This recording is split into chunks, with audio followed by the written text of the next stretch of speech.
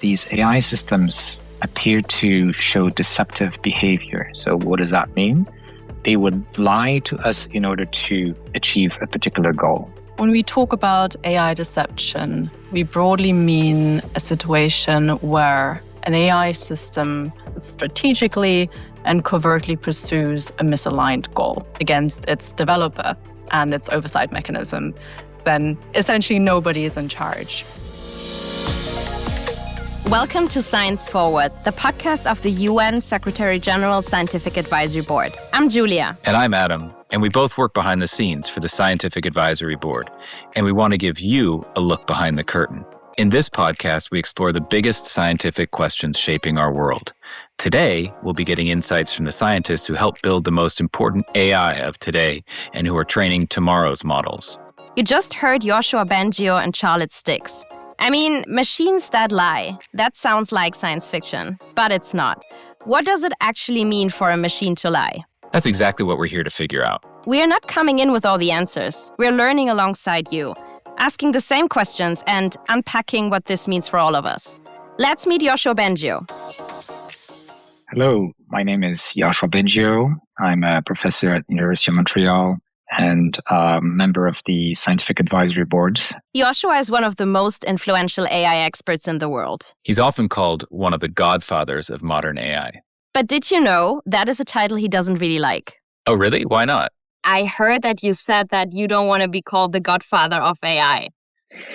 Do you want to tell me why that is? Well, I think scientific research is coming from a whole community of researchers. And I think people who get many prizes like I did get too much attention and credit for what they've done. Oh, he's so humble. Yoshua is not just shaping this field from a distance. He's actively working with these systems every single day, sometimes in similar ways to us, but also in ways that most everyday people don't even consider.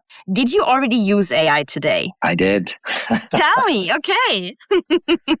The most advanced AIs have become research tools. I'm a researcher. I actually do research in AI. I'm trying to figure out how we can build AI that will be safe. And so these advanced AIs have become research assistants. So they can do math with me. I can consult them. They have read everything. They can program code that I need to run experiments. They can display the results on a figure, just like I did this morning. They are a good resource to find papers that may be on a topic I'm not completely familiar with.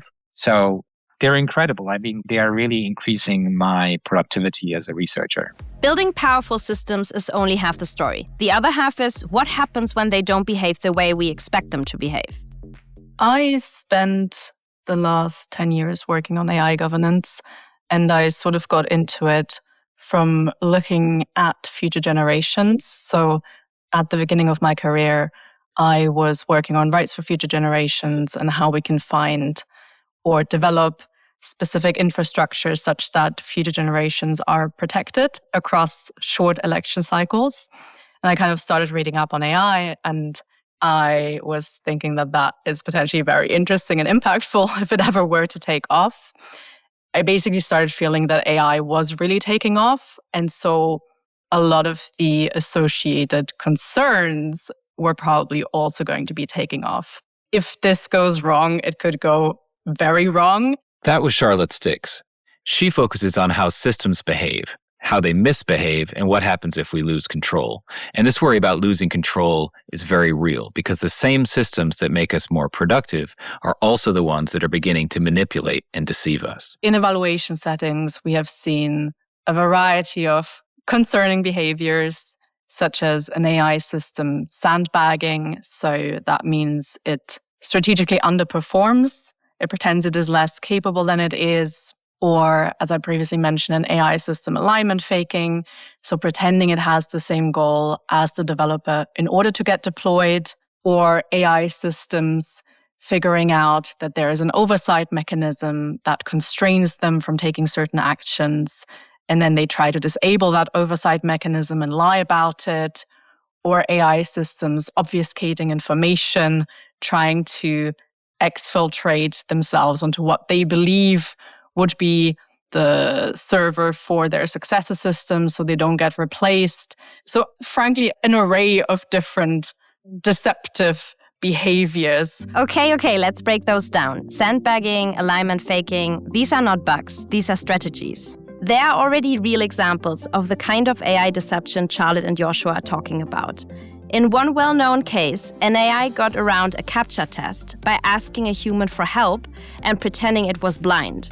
By lying, it was able to pass the test. In other test cases, AI systems playing strategy games are told by their designers to be honest and helpful. But when they're also trying to win, they sometimes figure out that forming secret alliances help them to succeed. Yoshua and Charlotte are concerned that we could reach a point where AI systems deceive us so effectively that we lose control. They're trained to imitate us. And of course, humans will deceive in order to achieve their goal. So that's an issue, but it also comes probably from their training to achieve goals in general. This is called reinforcement learning, which can make them optimize something different from what we intended. Why the systems are doing this, that is a really hard question because AI systems are much more hand-grown than sort of like we know at each step what is happening and why the AI system is doing something. So this is in fact quite tricky to figure out. So the system isn't evil, it's optimizing. But optimizing what exactly? Well, the scary part is that we don't really know because we don't fully understand the process. Even though scientists like Yoshua built the system, they can't fully explain what's happening inside the machine once it gets started. Well, it is very difficult to know whether the AI is trying to deceive us or not. Is this the AI system just malfunctioning? Did it misunderstand the instructions?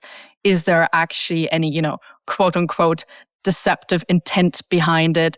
Those are all pretty tricky questions that we are actively trying to figure out as people are, in fact, deploying these AI agents in more and more infrastructures.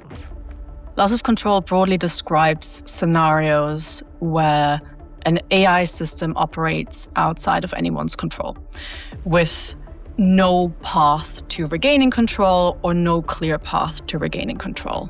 Are these systems behaving according to our instructions? Can we control them? Do they do the things we want? Or do they have their own mind in some way? Do they follow goals that, we would not approve of? Right now, we don't know how to control them well. We seem to be in a race with AI when it comes to control. Will they learn to control us before we learn to control them? And what can we win or lose if we don't speed up to match AI's pace right now? It's a matter of building cool stuff and actually staying in control of it.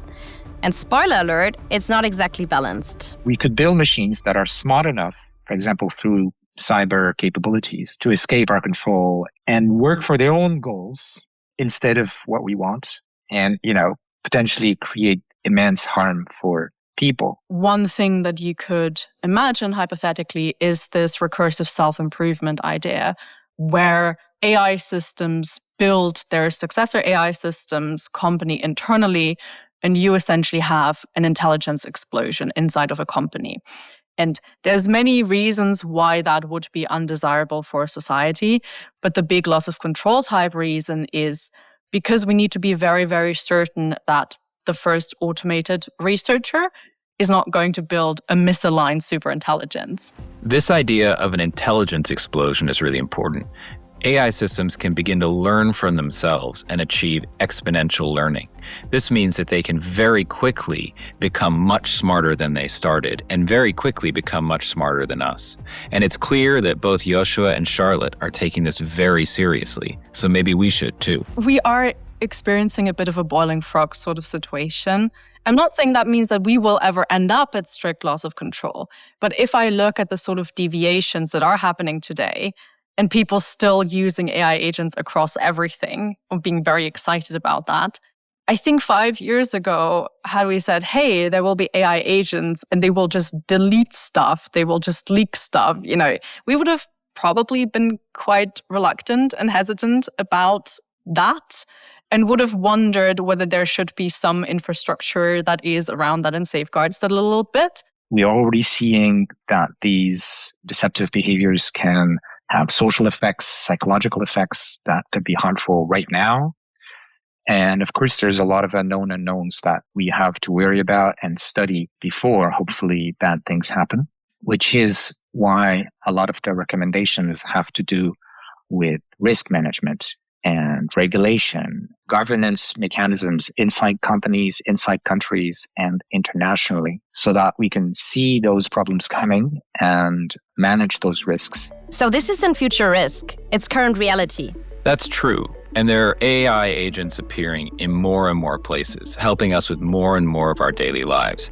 So right now it might feel like something that's easy to ignore, but that can rapidly change as AI becomes more embedded in our systems. I think that's what Yoshua is getting at when he talks about risk management. Wow, those kinds of discussions would have seemed impossible even 10 years ago. And it still feels kind of like science fiction. It does sound sci-fi. And we've somehow developed this attitude that if something sounds sci-fi, it will never happen and it's easy to dismiss. If I look back 50 years, a lot of what we have today is pretty sci-fi.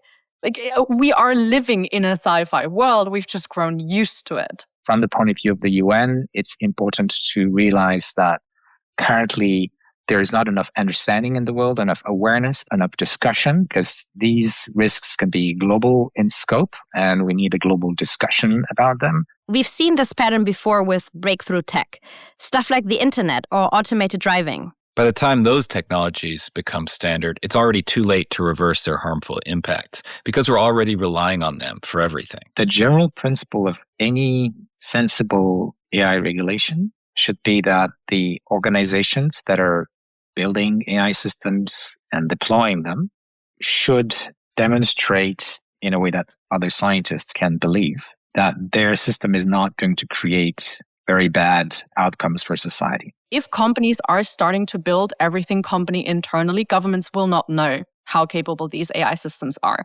And if governments do not have a good sense, how can they prepare? How can society prepare for the impacts that will eventually come from these AI systems? So have some transparency disclosure mechanism, have robust monitoring infrastructures. It's like if you deploy something, at least be sure that it is overseen and it can be halted if something dangerous happens. So I think what Charlotte and Yoshua are saying is that this is not unsolvable, even though it's scary. There's still time and there's still a way to establish some kind of international regulations that might prevent some of these worst outcomes, some of this loss of control. And I think that what Charlotte and Yoshua are trying to do is raise the alarm bells now before it's too late. But this requires initiative and smart policy and urgency. There is simply no time to wait. So we need to prevent those issues. We need to study them so that we find out what are the best ways technically and in terms of governance to handle them. And we need to make sure organizations are set up with the right rules to evaluate those risks and manage them in a way that is aligned with what citizens and societies need. I think just having that situational awareness, understanding that there is this chance and the stakes are really high and there is an urgency. You know, companies are developing by autumn 2026, automated research intern. By 2028, OpenAI will have a fully automated AI researcher, a legitimate AI researcher. What that should mean for society, I'm not the one that can suggest that, but I think people should really sit down and think about what that could mean for them. And governments should think about what that could mean in terms of power disbalance if companies have this really highly capable AI system internally. We've built systems that can imitate us, even our ability to deceive. So the real question is, can we stay ahead of them? Or will we only realize we've lost control when it's already too late? You've been listening to Science Forward. Curious to learn more? Check out the show notes for links to the work of the UN Secretary-General's Scientific Advisory Board and to stay connected with us on LinkedIn, X, and YouTube. Thanks for listening.